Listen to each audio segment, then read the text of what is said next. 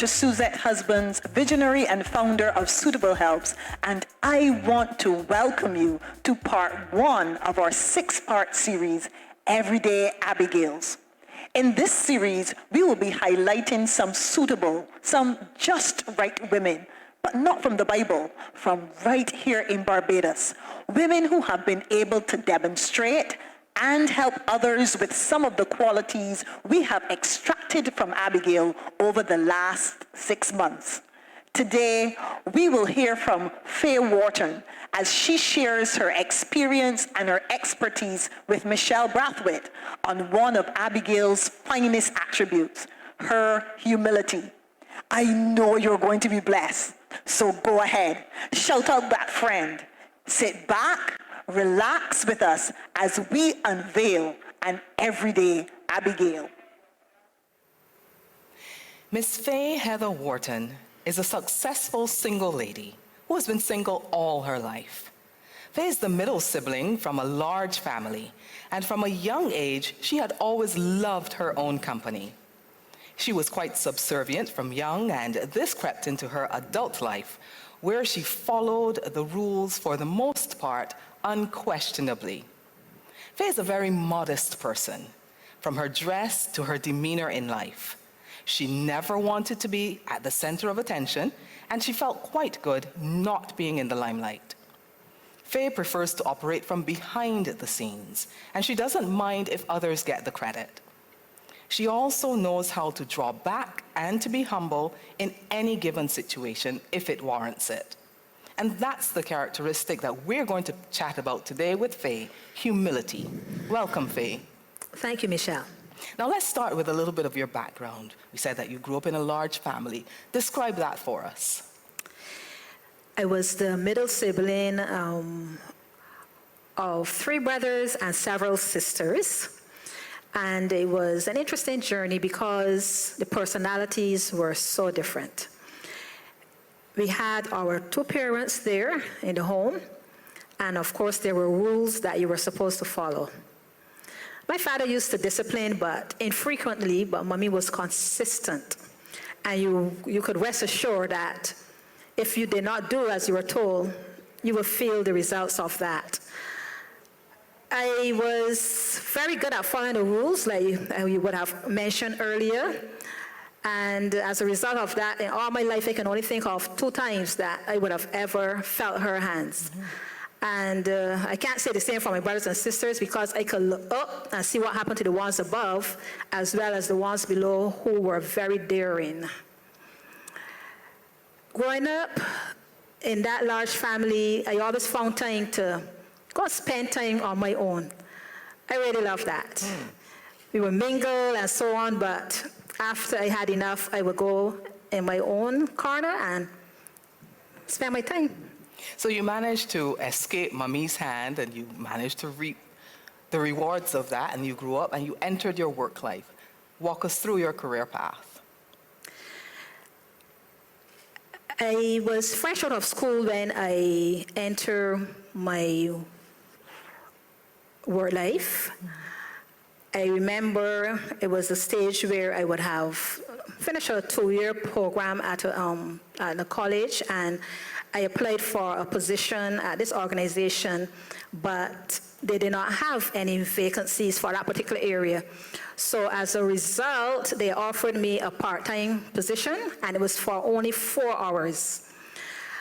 Knowing what my mom would have said over the years about not despising small beginnings, I accepted it. And I remember there was a friend who came by her who would have had children around my age, and she asked what I was doing. That was after work. So the hours were 11 to 3. So mommy told her that I was working those 4 hours, and she laughed. She laughed with scorn, you know, but it didn't faze me. And once I accepted that role, I eventually became full-time, because at that time you were not becoming full-time very easily. So I spent about over 2 years as that part-time person. And then once I became full-time, I started to move through the organization from full-time. Then I started to step into supervision. actually became a supervisor at a branch. Then I moved on to a background role, auditing, and that was auditing procedures. So from there, I did business travel for the organization, after which I came back into the branch and was managing the operations of the branches, and that was regionally. Wow, so that could give a person a swollen head, as we like to say, but you remained humble. Let's hear about your definition of humility. For me, humility is operating from a state of lowliness, where you are not arrogant and flaunting what you may have to make others feel lesser of an individual. Subservient, not just following rules blindly, because though I was subservient, but I would have to say I had a strong mind of my own, and I still do. No one could get me swayed away from doing something that I know was not right. Once I know for sure that was the right thing, you couldn't get me to follow you, so I was not a follower. And so part of that definition of humility for me was to operate at that level where you may seem below others, but in the eyes of God, you know that that was not the case, because God himself likes us to be humble. Well, a lot of people would say, humility is not the path for me to take. I want to be up front, up center. Why did you choose to take the path of humility? Having a mom around at all times in my formative years, and hearing her words of wisdom like, do not despise small beginnings. Don't hang your hat higher than you can reach it. Don't try to keep up with the Joneses. And hearing things like, and then there was one thing that stood out with me, and that is humble yourself, because you wouldn't want God to humble you. And I always reflect on the account of Nebuchadnezzar. Now we know he was a mighty king of Babylon, and he became very haughty, and God humbled him and brought him down very low. So with that in mind, I knew that I didn't want to go that route, because I always had a reverent fear of God over the years. Mm-hmm. It was always, if I step out and do something outside of the will of God, what would happen there? So I always had that in the back of my mind. So having that in the back of your mind, tell me how that worked in your favor. Like, how did God, like it says, he will give grace to the humble. How did God show you that humility was the right thing to do? Okay, I can think of at the age of 18, when God called me out from among my peers, my then Sunday school superintendent, he came and he asked me to be a Sunday school teacher. And of course, I did not readily accept it. So he would have shown me, the qualities that he was looking for in an individual and so on. And my lifestyle was fitting for that. So I accepted that at that point in time, and I have no regret there. I want to interject here at this point, because I was able to develop young minds from that age of 18, and between my then home church and my current church, it was a total of about 20 years that I would have been in a teaching arena to develop children from a young age, and I even can look on now with pride to see that some of them are even like they're actually in the same Sunday school, mentoring. I even have an intercessor, one of our good intercessors. She was one of my Sunday school students. Now, I know that once you're walking in humility, it's not just that you're going to show this characteristic at church. How did that play out in your work life? How did God favor you or raise you up there? Okay, in my work life, I remember when, again, someone in authority would have seen the characteristics in me that I would have to say I didn't want to accept, because my then manager, she came and asked me if I could go and be the supervisor at her branch, and I told her I wasn't ready, and this is more than probably 15 years of being called to be a Sunday school teacher, and I had said no, but no was not accepted. So again, she showed me my personality suited along with the skills and the experience, and she said, I will help you with the human resource aspect of it, because she knew that was going to be a challenging area. And that particular position was the springboard into my moving up into the organization. And not only that, but I remember God favoring me too when there was a need for a promotion. There was a promotion in place. It was at the point where we now had to apply for any position. But when the manager had chosen me, we were at the stage where your managers would put you into positions as fit into your skills. But in this case now, we were now actually applying for positions, and this was going to be a promotion for me. And there was just one candidate among us she had the most experience. She also would have been on the same level as the job, so it was not going to be a promotion for her, it was going to be a lateral move. And, just with the blues, close to the time when you were about to hand in your application, she said, you know what, this is a lateral position, I'm not going to bother with it. And she just moved out of the way, or so she thought, because it brought back to me the verse in Psalm 75 that says, promotion cometh neither from the east, nor the west, nor the south, because God is a judge, he puts down one and set up with another.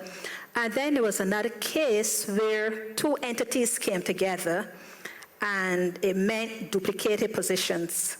So at that point in time, my role would have been kind of shady, in that the other young lady had a qualification that would have been looked at closely.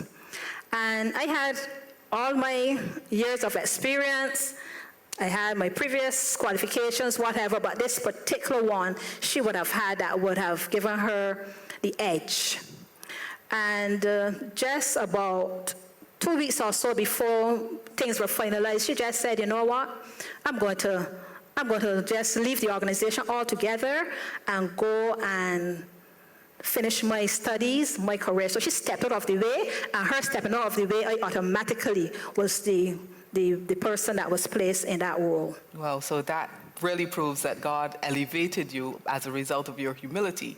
But was there ever a time that you thought, you know what, I am tired of this humble thing. I am just going to make sure that I push myself. Have you ever thought like that? No. In all my life, I had never been a person who would push to the forefront, to be in the limelight, or to go and discuss the other staff or friends or whatever with somebody in authority just to get a position. That was never me. Mm-hmm. I would always either pray through a situation or operate with my regular day-to-day skills, and someone will recognize it and pull me out. So it was never pushing up to the top. I never did that in all of my life. So you have gone from 4 hours a day to regionally managing. Have there been people who have looked on and perhaps envied or said bad things, or have you ever experienced that? Well, if they did, I was not privy to hear it, but because we know the human nature is highly possible, and not to mention that I should mention here that that particular organization, it started at the bottom and it remained there over 30 years. So it was my work life throughout. So outside of work, how did God manage to exalt you then? I mean, you have your own home. You are able to establish yourself as a single lady. And a lot of people will say, wow, she has really achieved. But outside of work, how has that also played out? Okay, there was one thing that I would say that God had granted me, and that was wisdom. So I knew how to put things into perspective. I knew how to, and this is true wisdom, I knew how to settle for less until better could be done. And I remember I was still a junior when I decided to apply for land to build a home. And my first thought was, I have to find a piece of land in a bus route, because at the time I wasn't driving. So it wasn't a case where I would say, well, let me go and get a car loan or whatever just to keep up with the others or to show face because I knew my co-workers might be driving or whatever, right? So it was never a case like that. So it was wisdom, and that was imparted from God himself. He implanted ideas in my head, and that is a fact, so that I was able to establish myself over the years. Okay. Now, as we will be winding down now, I want you to speak to those who are unable to remain humble or who are struggling with humility. What advice would you give to those persons? First, I would say to anyone who's struggling with humility, that it is a characteristic that God requires of us. He says in Proverbs 6, verse 16 and 17, where he actually lists out things that he detests. And the first among them is a haughty look, right? And we know that if you have a haughty look, that means that you're not a humble person. So God does not like that. So therefore, if you are subservient, it means you aim to please. And in this instance, you should really aim to please God, right?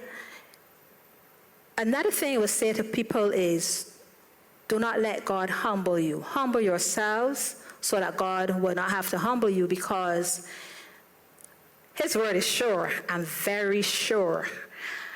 And we know that from the same account of Nebuchadnezzar, he was warned.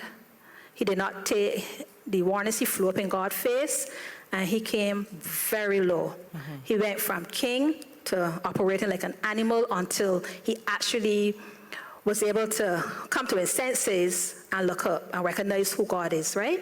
So do not let God humble you. Humble yourself, because you can rest assured that because God's word is sure and it says pride comes before a hard fall, that you will fall, right?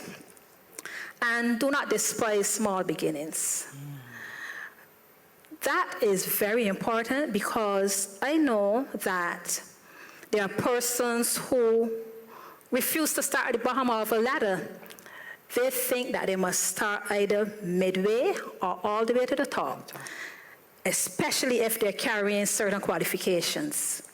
And from my experience, if I didn't start at the bottom and move all the way through, maybe I would have been waiting for a very long time, because like I said, at that time, you were not being made full-time very easily, right?